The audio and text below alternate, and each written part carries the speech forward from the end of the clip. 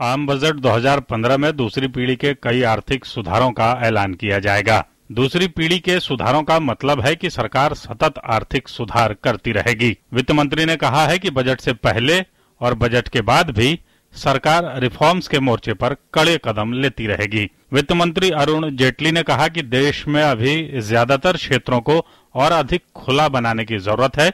इसके लिए पूंजी की वाजिब लागत के साथ साथ नीतियों व कर व्यवस्था में स्थिरता की जरूरत है। वित्त मंत्री ने उम्मीद जताई कि सरकार द्वारा किए गए उपायों के प्रभावी होने के बाद 2015-16 में जीडीपी वृद्धि दर 6% से ऊपर पहुंच जाएगी और इसके बाद हम उच्च आर्थिक वृद्धि दर की राह पर चल पड़ेंगे। अरुण जेटली ने कहा कि सरकार का तात्कालिक लक्ष्य बीमा संशोधन विधेयक, कोयला अध्यादेश और जीएसटी विधेयक है।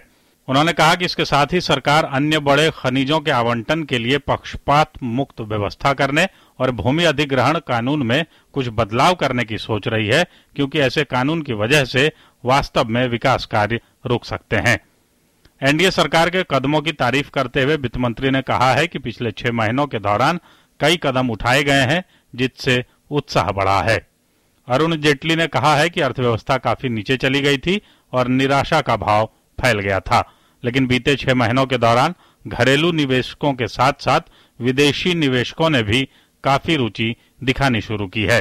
वित्त मंत्री अरुण जेटली ने कहा कि सरकार सार्वजनिक क्षेत्र की कंपनियों के लिए कोयला ब्लॉकों के आवंटन और कोयले का अंतिम उपयोग करने वाली विशिष्ट इकाइयों को ब्लॉकों की नीलामी करने के पश्चात ही निजी क्षेत्र की कंपनियों को कोयले के वाणिज्यिक खनन की अनुमति देगी। Bureau report, DD news.